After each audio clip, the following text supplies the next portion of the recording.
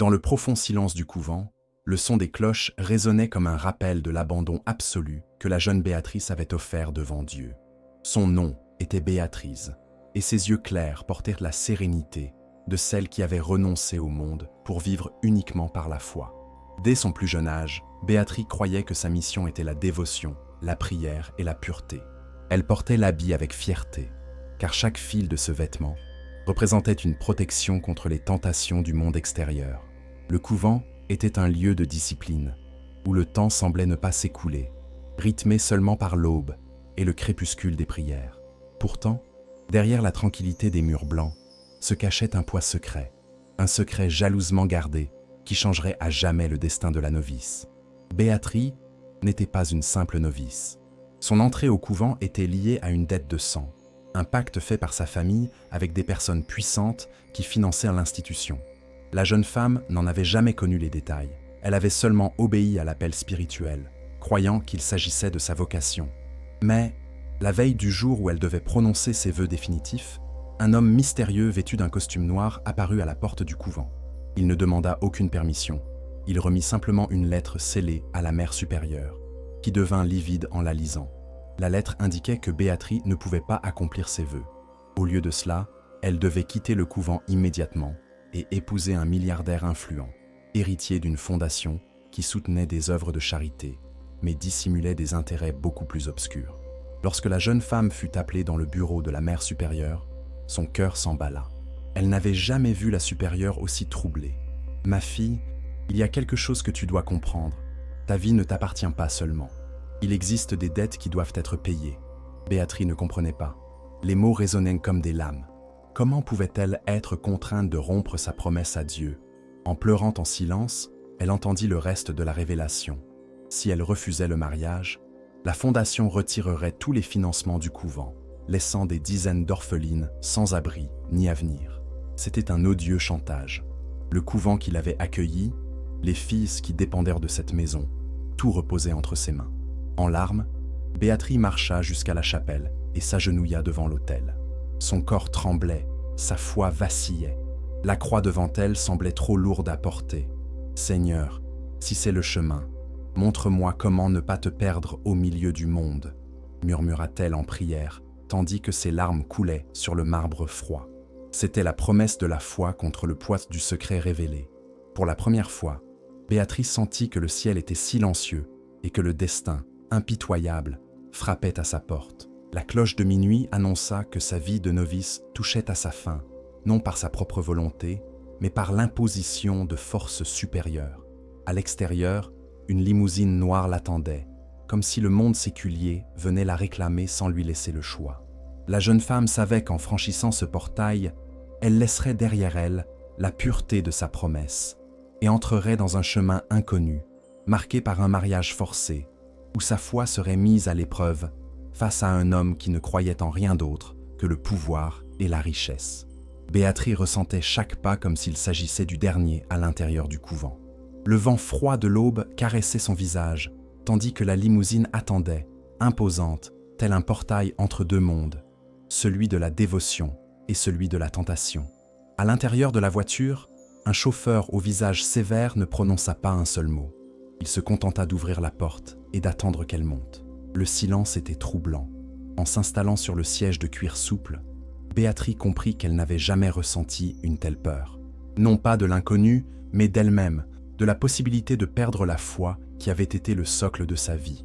La ville s'étendait devant ses yeux comme un spectacle de lumière, contrastant violemment avec la pénombre du couvent laissé derrière elle. Chaque immeuble illuminé semblait se moquer de sa fragilité, comme si le monde lui murmurait qu'elle n'avait pas de choix. La limousine la conduisit jusqu'à un manoir monumental, entouré de hauts murs et de portails dorés. C'était un palais moderne, froid et éblouissant, mais dépourvu de chaleur humaine. Les portes s'ouvrirent, et il était là, Alessandro, le milliardaire qui allait devenir son mari. Grand, aux épaules larges et à la posture dominatrice, il portait un costume impeccable qui respirait le pouvoir. Ses yeux sombres observèrent Béatrice avec froideur, comme on contemple un objet rare plutôt qu'une personne. Il ne sourit pas, ne l'accueillit pas, tendit simplement la main pour la conduire à l'intérieur, et ce simple geste suffit à lui faire sentir qu'elle entrait dans une cage luxueuse. Le grand salon du manoir ressemblait à un tribunal. Sur la table de verre reposait un contrat épais, entouré d'avocats et de témoins qui la fixaient avec indifférence. Béatrice sentit le poids du papier avant même de le toucher. Le document stipulait en lettres froides et impersonnelles que le mariage serait immédiat, irrévocable et valable non seulement comme union conjugale, mais aussi comme partie d'un accord commercial lié à la fondation. Sa signature était exigée non pas comme épouse, mais comme pièce d'un engrenage calculé. Alessandro, debout, la regardait signer avec un regard fixe, presque provocateur. « Avez-vous une objection » demanda-t-il, sa voix grave résonnant dans la salle comme une sentence. Béatrice avala difficilement. Ses lèvres tremblaient, mais aucun mot ne sortit. Les orphelines du couvent, le chantage, la foi en conflit, tout tourbillonnait dans son esprit comme une tempête. D'une main tremblante, elle saisit la plume et signa. Le grattement de la pointe sur le papier résonna comme un cri étouffé de son âme. Lorsqu'elle leva les yeux, Alessandro s'approcha et murmura « Bienvenue dans mon monde, épouse ». Le baiser protocolaire qui scella le contrat n'eut ni tendresse ni passion. Il fut froid, presque mécanique, tel un cachet sur une transaction. Pour Béatrice, ce moment confirma sa chute. Le vœu de chasteté qu'elle avait protégé avec tant de soin était désormais souillé par un accord né non pas de l'amour, mais de la manipulation et de la cupidité. En même temps, une étincelle de résistance naquit en elle. Si le destin l'avait placée là, alors elle devrait trouver un moyen de transformer sa prison en un but. Elle ignorait encore que ce contrat, né d'un péché imposé, deviendrait la clé pour révéler des secrets bien plus sombres qui hantaient non seulement la fondation, mais aussi l'homme avec qui elle partageait désormais un nom et une vie. La première nuit dans le manoir fut un choc pour Béatrice. Habituée au profond silence des murs du couvent, où seuls résonnaient les prières et les pas, elle se retrouvait à présent entourée de longs couloirs, de lustres en cristal, éclairant chaque recoin, et d'une opulence qui semblait crier l'excès. La chambre qui lui avait été attribuée était plus grande que tout le dortoir qu'elle partageait autrefois avec les autres novices. Un lit aux draps de soie, des rideaux lourds qui bloquaient la lumière, des parfums sucrés imprégnant l'air. Pourtant, aucun luxe ne parvenait à réchauffer la solitude qui envahissait l'espace. Pour Béatrice, chaque détail n'était pas un signe de confort, mais de captivité. Le silence ici n'était pas sacré, il était étouffant, comme si ces murs dorés l'observaient, lui rappelant que sa vie ne lui appartenait plus. Le lendemain matin, elle ne fut pas réveillée par la cloche de la chapelle, mais par une gouvernante stricte qui lui remit une garde-robe remplie de robes somptueuses. Tissu léger, couleur audacieuse, talons hauts, qui semblaient venus d'une autre planète pour quelqu'un qui n'avait connu que l'habit et la simplicité. Monsieur Alessandro souhaite que vous soyez présentable pour le dîner de ce soir avec les investisseurs de la fondation, dit la femme, sans laisser place aux questions. Béatrice toucha les robes avec hésitation, comme on touche le feu, sentant que chaque vêtement était une couche supplémentaire arrachée à son identité. S'habiller de cette manière, c'était aussi revêtir le monde qui la rejetait, qui se moquait de sa foi, et qui exigeait désormais qu'elle apprenne à survivre derrière des masques. Le contraste était brutal. Au couvent, les repas étaient servis dans de simples bols, partagés dans le silence. Dans le manoir, de longues tables étaient garnies de banquets somptueux, de vins hors de prix et de conversations chargées de cynisme. Béatrice, assise aux côtés de son mari, tentait de garder contenance, mais elle sentait les regards de la haute société la déshabiller de jugements silencieux. Des murmures parcoururent la salle. Qui est cette jeune fille naïve? D'où l'a-t-il sortie? Pour eux, elle était une pièce exotique, peut-être un caprice passager d'Alessandro. Mais pour Béatrice, chaque mot était une blessure, lui rappelant qu'elle se trouvait là comme otage d'un contrat, et non comme épouse par choix. Pourtant, le manoir recelait des secrets qui la fascinaient et l'effrayaient à la fois. Il y avait des couloirs interdits, des portes verrouillées, des salles que personne n'osait mentionner. Et au milieu de ce luxe, surgissait toujours l'ombre de la fondation, sujet constant des dialogues d'Alessandro avec ses associés. Béatrice écoutait en silence, mais elle percevait déjà que cette entité, qui se présentait comme philanthropique, cachait quelque chose de bien plus grand. C'était comme si son entrée dans cet univers était non seulement une punition, mais aussi une mission qu'elle ne comprenait pas encore. Dans cette transition violente du cloître au luxe, Béatrice commença à comprendre que sa foi serait mise à l'épreuve, à des niveaux qu'elle n'avait jamais imaginés.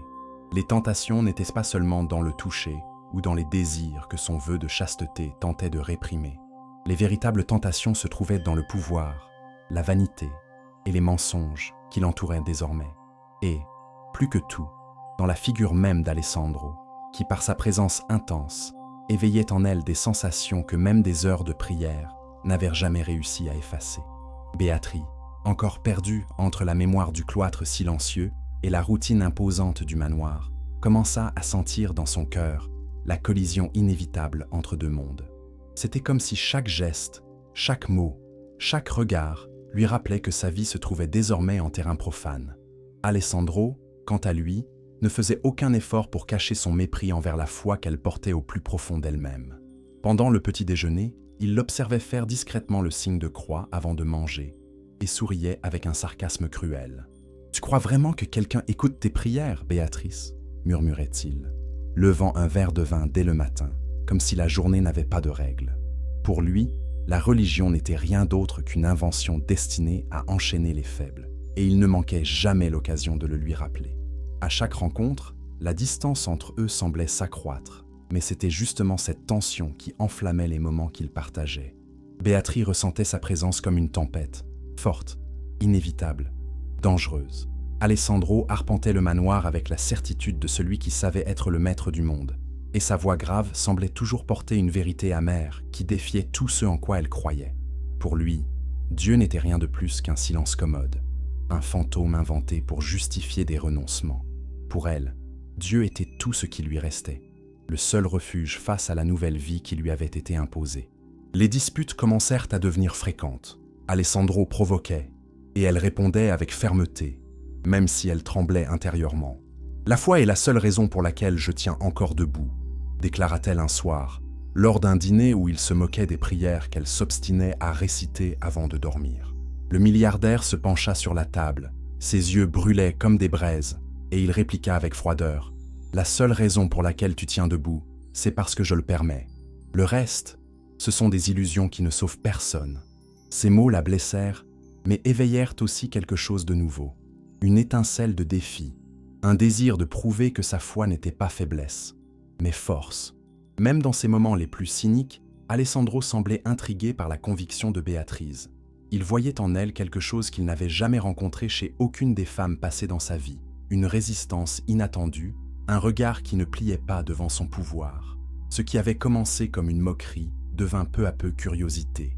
Et, bien qu'il ne l'admettrait jamais, il se sentait parfois petit face à la sérénité qu'elle portait en son cœur.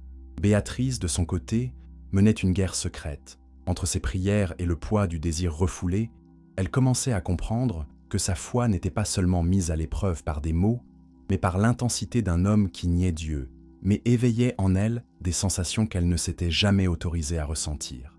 Cette cohabitation devenait un champ de bataille invisible. La foi de Béatrice était son armure, mais le cynisme d'Alessandro était une lame qui tranchait sans pitié. Et au fond, ils savaient tous deux que cet affrontement ne les éloignait pas.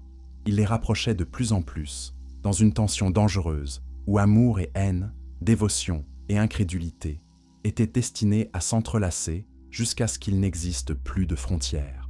La tension entre Béatrice et Alessandro grandissait chaque jour comme une corde tendue à l'extrême, prête à se rompre. Le vœu de chasteté qu'elle portait comme un bouclier commençait à être éprouvé dans des situations inattendues, dans des gestes subtils et dans des instants où le corps trahissait l'esprit. Alessandro semblait savoir exactement où toucher, comment provoquer, comment tester la résistance de cette jeune femme qui s'efforçait de garder les yeux levés vers le ciel, mais qui ne parvenait déjà plus à cacher le tremblement de ses mains en sa présence. Il n'avait pas besoin de mots audacieux. Il suffisait qu'il s'approche, que sa voix grave frôle ses oreilles, ou qu'il soutienne son regard avec une intensité brûlante qui consumait comme du feu. Un soir de gala, Béatrice fut contrainte de l'accompagner à un dîner d'affaires. Vêtue d'une robe de soie qui la mettait mal à l'aise, mais la rendait éblouissante aux yeux de tous, elle sentait sa peau brûler sous les regards étrangers.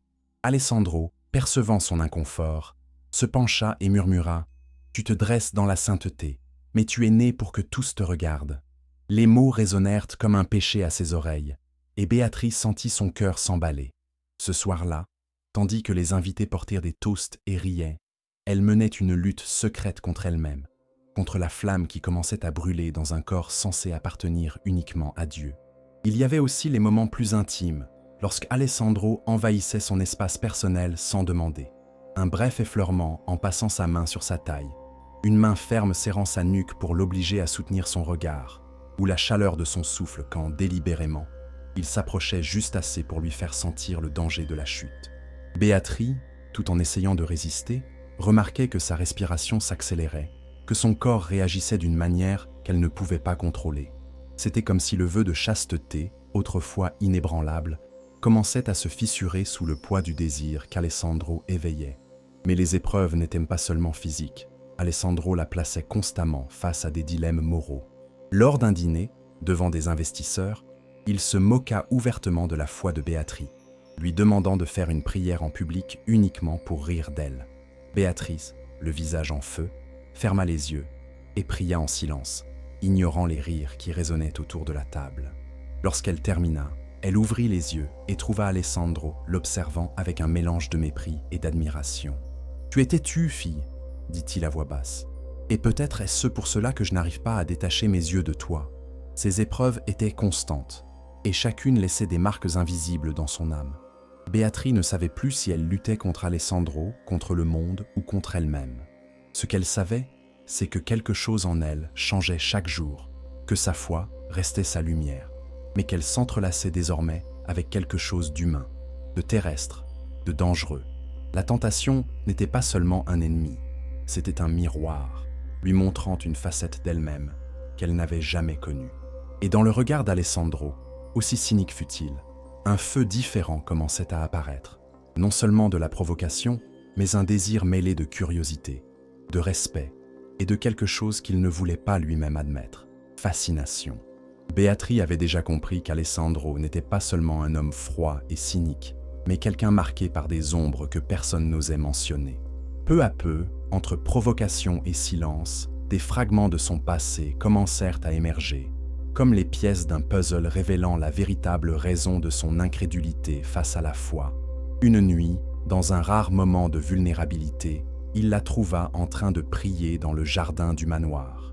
Le clair de lune baignait son visage, et Alessandro, en silence, l'observa quelques instants avant d'interrompre d'une voix chargée de quelque chose qui ressemblait davantage à de la douleur qu'à de la moquerie. « Tu crois vraiment que Dieu entend ça? S'il le faisait, ma vie n'aurait pas été détruite. » Béatrice ne répondit pas immédiatement. Elle le regarda simplement avec la sérénité qu'elle portait toujours en elle. C'est alors qu'Alessandro, entre gorgées de whisky, commença à parler. Il raconta une enfance marquée par l'absence d'amour, par une mère morte trop jeune et par un père, homme implacable, qui ne connaissait que les affaires et le pouvoir. Alessandro avait grandi entouré de richesses, mais privé d'affection, comme s'il n'était qu'un investissement supplémentaire dans la lignée familiale. À chaque souvenir, sa voix oscillait entre la colère et la tristesse. Il révéla aussi la perte d'une femme qu'il avait aimée autrefois, morte dans des circonstances mystérieuses qu'il portait encore comme une blessure ouverte. « J'ai supplié Dieu de la sauver, et il est resté silencieux, » dit-il, les yeux fixés dans le vide. Pour Béatrice, chaque mot était une révélation douloureuse. L'homme arrogant qui la défiait tant n'était pas mu par le simple mépris de la foi, mais par la blessure d'un cœur qui n'avait jamais connu de consolation. Son scepticisme n'était pas une arrogance pure, mais une armure forgée pour ne plus souffrir. Béatrice commença à comprendre que derrière le milliardaire froid se cachait un homme brisé, qui rejetait la foi non par désintérêt, mais par une déception profonde. Ce passé expliquait non seulement son cynisme, mais aussi son obsession du contrôle et du pouvoir. C'était la manière qu'il avait trouvée pour ne plus jamais se sentir fragile. Cependant, en exposant ses blessures, Alessandro se rapprochait aussi d'elle d'une manière inattendue. Le regard de Béatrice, compatissant mais ferme, ne le jugeait pas. Pour la première fois, il ne voyait pas de pitié, mais une compréhension véritable. Ce contraste le déstabilisait. Il avait l'habitude que tous ceux qui l'entouraient se prosternent devant sa force. Jamais que quelqu'un voie sa vulnérabilité sans l'exploiter. Tu ne comprends pas, Béatrice. Le monde n'est pas fait pour ceux qui croient au miracle. Il est fait pour ceux qui prennent ce qu'ils veulent. elle répondit d'une voix sereine. Ou peut-être que le monde a besoin de ceux qui refusent d'arrêter de croire. Ce dialogue marqua le début d'un changement silencieux entre eux. Béatrice ne voyait plus seulement le milliardaire arrogant, mais l'homme blessé, qui cachait ses cicatrices derrière le sarcasme et les contrats. Et Alessandro, contre sa propre volonté, commençait à se demander si cette novice arrachée au couvent n'était pas la seule capable de voir au-delà des masques, peut-être même de lui rendre quelque chose qu'il croyait perdu à jamais, l'espérance. Les jours au manoir commencèrent à devenir plus étranges pour Béatrice. Entre les dîners luxueux, les réunions avec des investisseurs et les regards de jugement de la haute société, quelque chose commença à attirer son attention, la fondation qu'elle avait héritée par le mariage. Au début, Alessandro en parlait peu, traitant le sujet comme un simple rouage de plus dans sa vie d'affaires. Mais Béatrice, habituée à la simplicité et à la clarté du couvent, ne pouvait ignorer les chiffres qui ne collaient pas, les documents circulant discrètement entre avocats et hommes d'affaires, et les regards lourds de tension chaque fois que le sujet était évoqué. Un après-midi, alors qu'elle errait seule dans les couloirs interdits du manoir, elle découvrit une salle d'archives. C'était une bibliothèque silencieuse, mais sans livres de foi ni d'histoire, seulement des dossiers, des contrats et des rapports de la fondation. Poussée par la curiosité, elle commença à feuilleter quelques documents. Elle remarqua bientôt des incohérences flagrantes, des dons qui n'arrivaient jamais à destination, des projets sociaux inscrits sur le papier, mais inexistants en réalité. Son cœur s'accéléra lorsqu'elle comprit que cette entité, affichée comme philanthropique, n'était peut-être qu'une façade pour quelque chose de bien plus sombre. L'inquiétude grandit encore lorsque Béatrice trouva un rapport caché dans un tiroir fermé à clé. Le document décrivait des dépenses massives pour des centres d'accueil, mais il n'y avait aucun registre concret indiquant leur emplacement ou leurs bénéficiaires. Les sommes étaient exorbitantes et tout était signé par des noms qu'elle n'avait jamais entendus. Il y avait aussi de vagues mentions de programmes de transit et de transferts d'urgence, des termes froids qui ne correspondaient pas au langage de la charité. C'était comme si elle se trouvait face à un code, quelque chose soigneusement dissimulé. Effrayée, Béatrice porta le sujet à Alessandro. Mais au lieu de réponse claire, elle ne rencontra que froideur et esquive. « Cela ne te regarde pas », dit-il en refermant le dossier devant elle. « Apprends à ne pas fourrer ton nez là où il ne doit pas être. » Mais la rigidité de sa voix sonnait plus comme de la peur que comme de l'autorité. Dès cet instant, Béatrice fut convaincue qu'il y avait quelque chose de terrible derrière cette institution. La fondation, censée soutenir des orphelins et des projets d'aide, cachait un dessein obscur, et son cœur soupçonnait déjà la vérité. L'argent finançait des crimes. Cette découverte fut comme une flamme qui raviva la détermination dans son âme. Pour la première fois, Béatrice sentit que peut-être le destin l'avait arrachée au couvent, non seulement pour la mettre à l'épreuve, mais pour la placer exactement là où elle était nécessaire. Sa mission n'était plus simplement de supporter un mariage imposé ou de maintenir sa foi face au cynisme d'Alessandro. Sa mission était désormais de chercher la vérité, quoi qu'il en coûte. La novice arrachée de force à sa vie sacrée commençait à se transformer en une femme courageuse, prête à affronter des secrets qui pouvaient la détruire, mais qui pouvaient aussi sauver de nombreuses vies. À partir du moment où elle découvrit les incohérences dans les rapports de la fondation, Béatrice commença à voir le monde autour d'elle avec un regard différent. Le luxe du manoir, les banquets somptueux et les robes coûteuses cessèrent d'éblouir sa perception. Tout cela reposait sur quelque chose de sale, quelque chose qui grandissait comme une ombre derrière les apparences. Ce qui l'obsédait le plus n'était pas seulement la fraude financière, mais les termes froids tels que transfert d'urgence et programme de transit, qui commençaient à sonner comme des euphémismes pour des activités illégales. Chaque ligne lue semblait un murmure venu des ténèbres, dénonçant que des vies étaient négociées comme des chiffres dans un tableur. Ces murmures prirent corps lorsque Béatrice, lors d'un dîner privé de la haute société, surprit des conversations entre des hommes à l'apparence respectable. Ils parlèrent de ce marchandise délicate, de routes sûres et de partenariats silencieux. Bien que les mots aient été soigneusement choisis pour paraître techniques, leur regard froid et complice ne laissait aucun doute. Il s'agissait de quelque chose lié à la traite des êtres humains. Le cœur de Béatrice se serra lorsqu'elle comprit que les dons censés sauver des orphelins finançaient en réalité le commerce d'innocents. Elle tenta d'alerter Alessandro à nouveau, mais rencontra la même barrière qu'à l'accoutumée, ironie et esquive. Tu imagines trop, épouse, dit-il en allumant un cigare et en détournant le regard. Mais au fond de ses yeux brillait une lueur étrange, une colère silencieuse qui l'intriguait. C'était comme s'il savait lui aussi la pourriture, mais n'était pas prêt à la révéler. Ce silence ne fit que renforcer chez Béatrice la sensation qu'elle se trouvait au cœur d'un jeu dangereux, où un seul mot de travers pouvait lui coûter la vie. Chaque jour, sa foi était mise à l'épreuve, non seulement par le désir réprimé et le mariage imposé, mais aussi par le poids de porter en secret les indices d'un réseau criminel. Le couvent, avec ses murs blancs et sa routine prévisible, lui paraissait désormais un paradis lointain.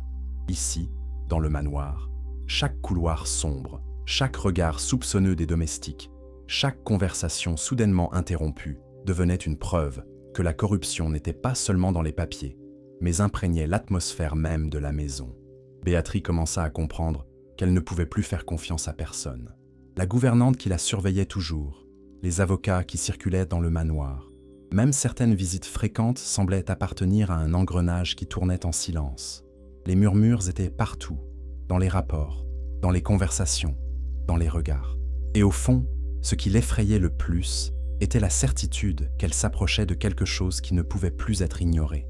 Ce n'était pas seulement une fondation corrompue, c'était un réseau de pouvoir si profond qu'il pouvait engloutir quiconque osait le dénoncer. La vie de Béatrice s'était transformée en un fil tendu. D'un côté, le poids insupportable de la découverte concernant la fondation, qui la plaçait devant la responsabilité d'agir pour sauver des vies innocentes. De l'autre, la présence d'Alessandro, qui la provoquait, la défiait et, en même temps, éveillait en elle des sentiments qu'elle n'avait jamais imaginé ressentir hors du cloître. Le devoir criait dans son âme, lui rappelant sa mission spirituelle, mais son cœur commençait à battre à un rythme qui n'obéissait plus aux règles de la foi. À chaque regard échangé, à chaque rapprochement inattendu, Béatrice comprenait qu'elle ne luttait plus seulement contre la corruption d'une institution, mais contre le feu qui brûlait en elle. Alessandro, malgré son masque de cynisme, commençait lui aussi à changer. Béatrice le remarquait dans des détails presque imperceptibles. La façon dont il la fixait une seconde de plus, dont il baissait le ton de sa voix en lui parlant, dont il semblait troublé lorsque leurs yeux se croisaient. L'homme qui se moquait de sa foi, qui traitait leur mariage comme un contrat, révélait désormais des fissures dans son armure. Certaines nuits, il l'accompagnait en silence pendant qu'elle priait dans le jardin, feignant l'indifférence mais incapable de s'éloigner. Et, bien qu'il ne l'admît jamais, ses provocations étaient maintenant empreintes non seulement de sarcasme, mais d'un besoin de rester proche d'elle. Ce dilemme déchirait Béatrice. La foi lui enseignait que l'amour devait naître pur, béni, et non surgir au milieu de chantage et de contrats froids. Mais, en même temps, il y avait chez Alessandro quelque chose qui l'attirait de façon inexplicable. Ce n'était pas seulement du désir physique, bien que celui-ci devienne chaque jour plus difficile à contenir, mais aussi un appel à voir en lui l'homme blessé qui tentait de dissimuler sa douleur derrière l'arrogance. Le devoir lui demandait de rester forte, de garder ses distances et de se concentrer sur la découverte du réseau de corruption. Mais son cœur, fragile et humain, implorait une caresse, un geste de tendresse qui la libérerait de la solitude qu'elle portait depuis qu'elle avait quitté le couvent. Un soir, après une autre réunion tendue au sujet de la fondation, Alessandro entra dans sa chambre sans frapper. Béatrice se leva, effrayée, mais avant qu'elle ne puisse dire un mot, il la fixa simplement en silence. Il n'y avait ni sarcasme ni ironie, seulement un regard fatigué, vulnérable, presque suppliant. C'est à cet instant que Béatrice comprit qu'il menait lui aussi sa propre guerre intérieure, entre le devoir de garder le contrôle et le désir de se livrer. La tension entre eux devint insupportable, comme si une force supérieure les poussait l'un vers l'autre. Et, même si Béatrice luttait pour garder ses distances, son corps et son âme savaient déjà que le chemin entre l'amour et le devoir était sur le point de se croiser en un point de non-retour. La nuit était plongée dans le silence lorsque tout arriva. Béatrice s'était retirée dans la bibliothèque du manoir, l'un des rares endroits où elle parvenait à respirer, au milieu des couloirs de luxe qui lui semblaient des cages dorées. Elle feuilletait un vieux livre, tentant de retrouver sur le papier imprimé la sérénité qu'elle trouvait jadis dans les écritures du couvent. Mais son esprit n'était pas là. Il était rempli de souvenirs d'Alessandro, ses regards intenses, ses provocations oscillant entre cruauté et désir, et surtout ce silence récent, chargé de quelque chose qui l'avait troublé. Le cœur de la novice battait plus fort, comme si elle pressentait que quelque chose était sur le point de briser la fragile ligne séparant foi et tentation. Ce fut alors qu'il apparut, sans prévenir, ouvrant la porte lentement. Alessandro entra dans la pièce d'un pas ferme, mais il n'y avait pas d'arrogance dans son regard cette nuit-là. Il l'observa quelques secondes, comme s'il luttait contre quelque chose en lui, avant de rompre enfin le silence. « Tu arrives à me faire perdre le contrôle, Béatrice, et je déteste ça. » Elle, surprise, tenta de répondre, mais sa voix se brisa. L'homme qui se moquait toujours de sa foi semblait désormais dépouillé de ses masques, révélant la vulnérabilité de quelqu'un qui ne savait plus où finissait le cynisme et où commençait le désir. Alessandro s'approcha lentement, chaque pas résonnant comme un tonnerre dans la poitrine de Béatrice. Elle recula jusqu'à se coller à l'étagère, le livre tombant de ses mains comme le symbole d'une bataille qu'elle ne pouvait plus livrer. « Dis-moi de partir et je partirai », murmura-t-il, sa voix grave résonnant comme une promesse et une menace à la fois. Mais aucun mot ne sortit. Béatrice, paralysée entre la peur et l'abandon, ne faisait que le fixer, sentant l'air s'alourdir entre eux. Ce fut alors qu'Alessandro, incapable de résister, prit doucement son visage entre ses mains et l'embrassa. Le baiser ne fut ni froid, ni protocolaire comme celui du contrat. Il fut intense, profond, chargé d'un désir contenu durant d'interminables nuits. Pour Béatrice, ce fut comme si le monde entier s'effondrait et, en même temps, se reconstruisait en un seul instant. Son esprit criait, lui rappelant le vœu de chasteté, l'autel, la promesse faite à Dieu. Mais son corps brûlait, répondait avec ferveur, comme si ce contact était le seul capable de lui rendre la vie. La pureté qu'elle avait protégée avec tant de soin se brisa dans le silence, non comme un péché, mais comme la révélation qu'elle était faite de chair, d'âme et d'amour. Lorsque leurs lèvres se séparèrent, Béatrice était à bout de souffle, le cœur battant à tout rompre comme jamais auparavant. Alessandro la fixait de ses yeux sombres, enflammés, et dans sa voix, il y avait quelque chose qu'il n'avait jamais avoué. Je n'ai jamais embrassé personne ainsi, comme si ma vie en dépendait. Elle, tremblante, porta la main à ses lèvres, sentant encore la chaleur du geste qui avait tout changé. Il n'y avait plus de retour possible. Le vœu était rompu, et avec lui, les certitudes qui l'avaient soutenu jusque-là. Le baiser, né de la tentation, la plaçait désormais devant un dilemme plus grand. L'amour véritable pouvait-il exister au milieu d'un mariage forcé et d'un réseau de corruption? La réponse n'était pas encore claire.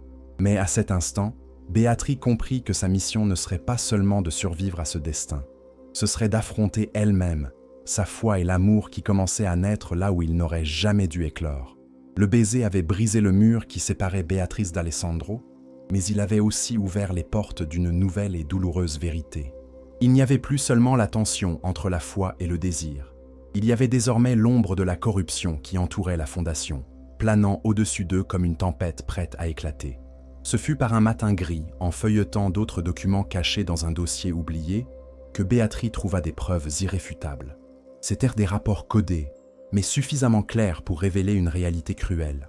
La fondation ne se contentait pas de détourner des fonds, elle finançait un réseau international de traite humaine. Des enfants et des adolescents étaient arrachés à leur foyer sous prétexte de projets sociaux pour ne jamais revenir. Le choc fit trembler son corps. Elle eut des nausées, des larmes coulèrent de ses yeux, et l'espace d'un instant, elle aurait voulu redevenir la novice recluse, protégée par les murs du couvent. Mais la vérité ne pouvait pas être ignorée. Son cœur criait pour les orphelines en danger, pour les jeunes filles déjà disparues, pour les murmures de douleur cachés entre les lignes de ses rapports. Le devoir spirituel qu'elle croyait avoir laissé derrière elle renaissait à présent avec encore plus de force. Elle avait été arrachée à la vie religieuse, mais Dieu l'avait placée exactement là où elle devait être, au cœur de l'ennemi. Lorsqu'elle décida de confronter Alessandro avec ses preuves, elle s'attendait à trouver du déni, de la colère ou du sarcasme. Mais ce qu'elle découvrit fut encore plus surprenant, de la complicité. Il savait déjà. Alessandro n'était pas seulement au courant de la pourriture derrière la fondation. Il l'enquêtait en silence, attendant le bon moment pour agir. « Tu crois que je n'ai pas remarqué les mains sales que nous avons héritées avec cet argent ?» dit-il, la voix chargée d'une fureur contenue. « Ma famille a bâti un empire sur une façade de philanthropie. Mais ce qui soutenait tout cela, c'était la pire forme d'esclavage moderne. Je ne suis pas entré dans ce mariage seulement sous la pression, Béatrice. J'avais besoin de quelqu'un de l'intérieur, quelqu'un qui puisse voir ce que je ne parvenais plus à voir seul. Béatrice resta sans voix. La révélation ébranla toutes ses certitudes. Jusqu'alors, elle croyait mener seule ce combat, mais à présent, elle découvrait que l'homme même qui la défiait tant était aussi un ennemi de ce réseau. Ce n'était pas une coïncidence, ce n'était pas le hasard. Leur vie avait été entrelacée pour quelque chose de plus grand. Mais Alessandro, à la différence d'elle, ne portait ni foi ni compassion. Sa motivation était la vengeance. Il voulait détruire le système qui avait pris des vies, qui avait entaché le nom de sa famille et transformé sa propre existence en un labyrinthe de corruption. Cette révélation les rapprocha encore davantage. Le baiser qui avait brisé le vœu devenait maintenant le symbole d'une alliance inattendue. Deux mondes opposés, foi et incroyance, pureté et vengeance, unis par un même objectif, dévoiler le réseau obscur qui se nourrissait de l'innocence. Mais cette nouvelle vérité apportait aussi un fardeau plus lourd, la certitude qu'ils étaient en danger, entourés d'ennemis qui n'hésiteraient pas à détruire quiconque oserait les défier. Béatrice, la foi rallumée, leva les yeux vers Alessandro et dit « Si Dieu m'a placé ici, c'est pour sauver ses filles. Mais si tu entres sur ce chemin, tu dois comprendre que ce ne sera pas seulement du sang et de la vengeance. Ce sera du sacrifice. Et peut-être que cela nous coûtera la vie. » Il la regarda avec sérieux, et pour la première fois, il n'y avait pas de sarcasme dans sa voix. « Alors, nous irons jusqu'au bout. » Après la révélation d'Alessandro, la vie de Béatrice prit un tournant encore plus dangereux. Si auparavant elle s'était sentie seule face à l'obscurité de la fondation, elle savait désormais qu'elle avait à ses côtés un homme qui, malgré son incrédulité et sa fureur, partageait la même mission, démanteler le réseau de traite. Mais il leur était impossible d'y faire face seul. La fondation avait de longs bras, des connexions politiques, des policiers corrompus et des hommes d'affaires prêts à tuer pour maintenir leurs secrets enterrés. Il fallait trouver des alliés, des personnes prêtes à lutter contre l'impossible.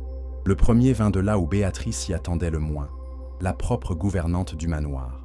Une femme rigide, de peu de mots, qui pendant des semaines avait semblé n'être qu'une surveillante de plus dans cette prison de luxe. Mais une nuit silencieuse, alors que Béatrice s'aventurait à nouveau à fouiller les archives cachées, elle fut surprise par la gouvernante.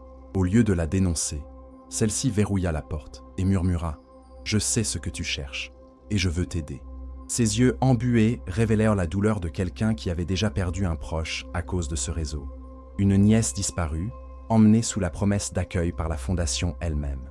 Depuis lors, elle travaillait dans le manoir en silence, attendant le bon moment pour se venger. Un autre allié inattendu vint de l'extérieur, un journaliste d'investigation discrédité qui avait passé des années à tenter de prouver l'implication de la Fondation dans des crimes internationaux. Réduit au silence, ses articles détruits et sa carrière ruinée, il retrouva un espoir lorsque Béatrice et Alessandro le rencontrèrent dans un café caché en périphérie de la ville. Dans ses documents, il vit la chance non seulement de réhabiliter sa réputation, mais aussi de rétablir la justice. « Vous n'avez aucune idée de l'ampleur de cela. Nous parlons d'un réseau mondial, dit-il en ajustant ses lunettes et en ramassant les papiers avec des mains tremblantes. Même dans le cercle de pouvoir d'Alessandro, des alliés apparurent. L'un des avocats de la famille, depuis longtemps mal à l'aise face aux pratiques illégales dont il était témoin, proposa des informations secrètes en échange de protection. « Je n'arrive plus à dormir en sachant ce que cachent ces contrats », confessa-t-il à voix basse en remettant un dossier contenant des registres de transferts illégaux. Chaque nom, chaque chiffre, chaque signature était une pièce complétant le puzzle de l'horreur. Ses alliés formaient une armée silencieuse, chacun mu par ses propres douleurs, culpabilité et perte. Pour Béatrice, c'était la preuve que Dieu ne l'avait pas abandonnée. Il envoyait des personnes, comme des anges, dissimulés au milieu de la corruption, pour l'aider à accomplir sa mission. Alessandro, en revanche, voyait cela avec pragmatisme. Ce ne sont pas des anges, ce sont des pièces, et nous devons les utiliser intelligemment. Mais même lui savait, au fond, que sans ses compagnons inattendus, il n'aurait aucune chance contre l'empire sombre de la Fondation. Avec chaque allié, le risque grandissait aussi. Béatrice savait que, s'ils étaient découverts, il n'y aurait aucune pitié. Mais en elle grandissait la conviction qu'elle ne se battait plus seulement pour elle-même, ni seulement pour Alessandro. Elle se battait pour chaque fille disparue, pour chaque innocent transformé en chiffre sur une feuille de calcul. Et cette mission, bien que dangereuse, commençait déjà à unir des cœurs et des destins d'une manière qu'aucun contrat forcé n'aurait jamais pu accomplir. Les découvertes et les alliances avaient transformé Béatrice en une femme bien différente de la novice qui avait autrefois vécu recluse au couvent. Si auparavant sa foi était faite de silence et d'obéissance, elle devenait désormais une flamme qui brûlait au milieu de l'obscurité, la guidant sur un chemin où chaque pas exigeait du courage. Mais ce même chemin l'obligeait à faire des sacrifices qui lacéraient son âme. Pour la première fois, Béatrice sentit que la pureté de ses vœux ne lui appartenait plus. Son corps, autrefois consacré à l'autel, s'abandonnait maintenant à la chaleur d'Alessandro. Son cœur, qui devait battre uniquement pour Dieu, battait désormais de manière désordonnée devant un homme marqué par l'incroyance. Et pourtant, elle ne ressentait pas seulement le péché, mais un but. Chaque fois qu'elle s'agenouillait en prière, des larmes coulèrent de ses yeux, non par repentir, mais par angoisse. Elle se demandait si elle trahissait sa foi, ou si, en réalité, elle accomplissait un appel plus grand, être un instrument de Dieu au milieu du chaos. Son combat n'était plus seulement contre les tentations charnelles, mais contre la culpabilité qui la consumait. Et pourtant, c'était cette même foi qui la fortifiait face au réseau de pouvoir qui menaçait de la tuer à tout moment.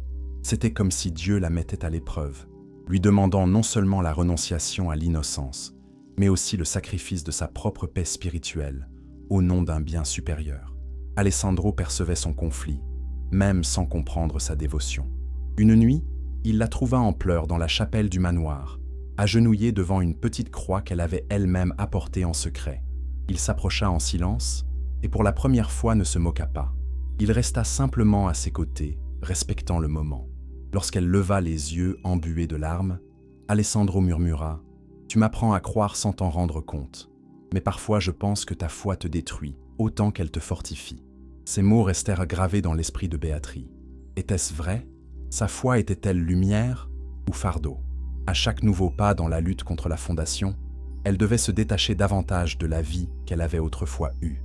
La novice qui avait fait vœu de chasteté était morte, et à sa place était née une femme qui portait à la fois la croix et le feu d'un amour interdit. C'était cet amour qui lui donnait la force d'affronter leurs ennemis, mais c'était aussi lui qui l'éloignait de la vie sacrée qu'elle avait choisie. Ce sacrifice n'était pas petit, c'était la renonciation à son identité, à la pureté qui la définissait, en échange d'une mission plus grande. Au fond, Béatrice savait qu'elle ne redeviendrait jamais la même. Sa foi n'était plus un mur intact, mais un champ de bataille marqué de cicatrices. Pourtant, elle ne renonçait pas. Si elle devait se perdre pour sauver des innocents, qu'il en soit ainsi. Son sacrifice était aussi son offrande à Dieu, non pas l'obéissance aveugle d'une novice recluse, mais l'abandon courageux d'une femme qui avait décidé de lutter jusqu'au bout. La fondation, autrefois entourée de gloire et de discours philanthropiques, commença à s'effondrer sous le poids des preuves rassemblées par Béatrice, Alessandro et leurs alliés. Chaque document, chaque témoignage, chaque somme détournée devenait une arme contre l'empire de la corruption. Le journaliste discrédité, désormais renforcé par le courage de Béatrice, constitua un dossier solide, prêt à être remis aux autorités et à la presse. L'avocat repentant fournit des contrats secrets et des enregistrements de réunions qui mettaient à nu les dirigeants du réseau.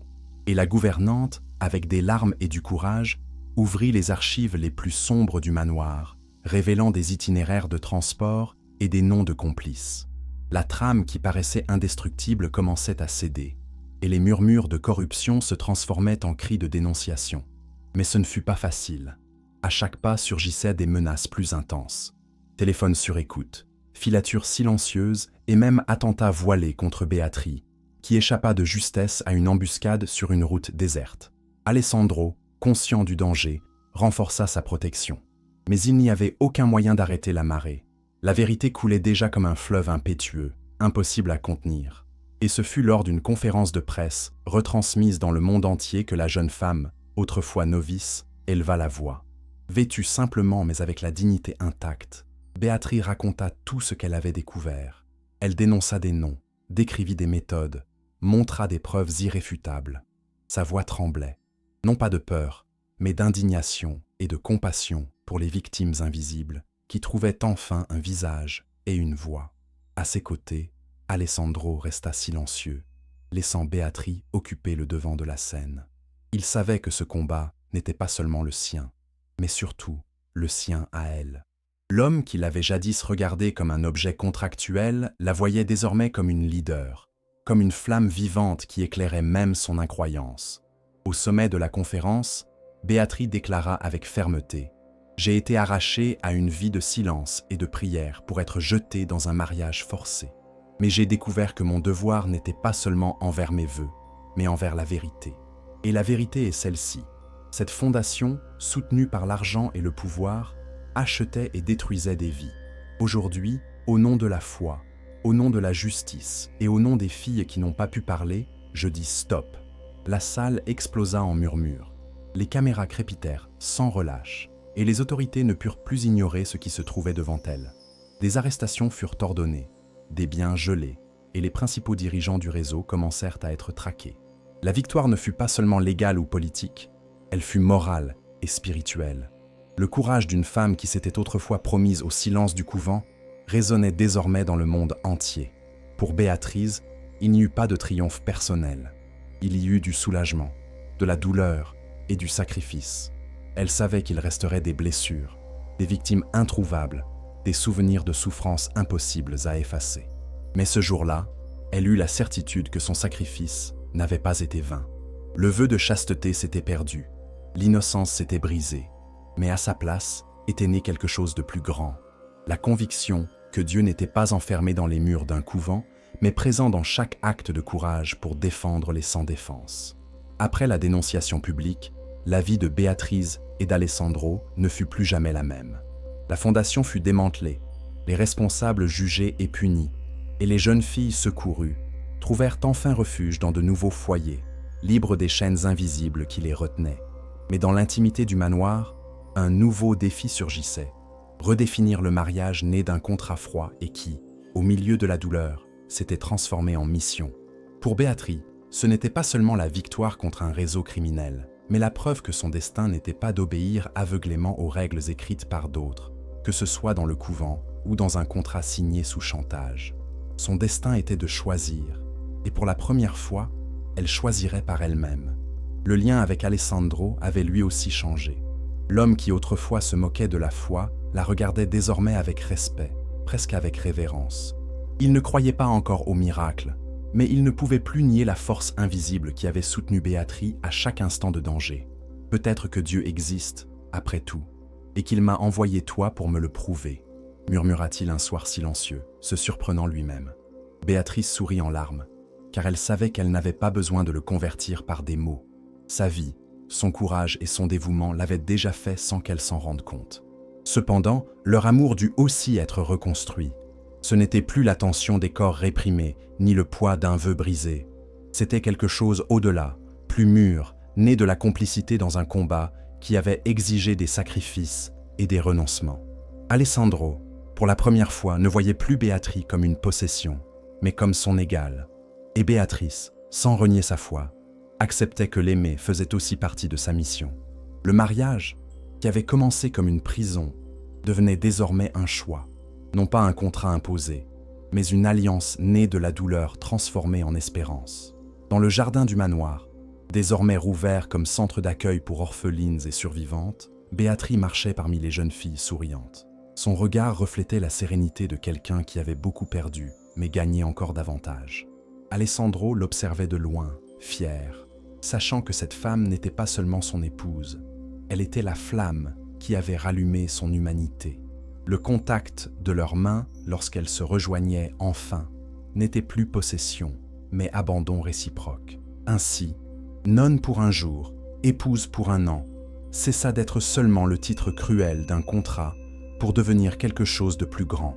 L'histoire d'une femme qui, arrachée à sa foi, découvrit que sa véritable mission était d'unir amour et justice, corps et esprit, foi et courage.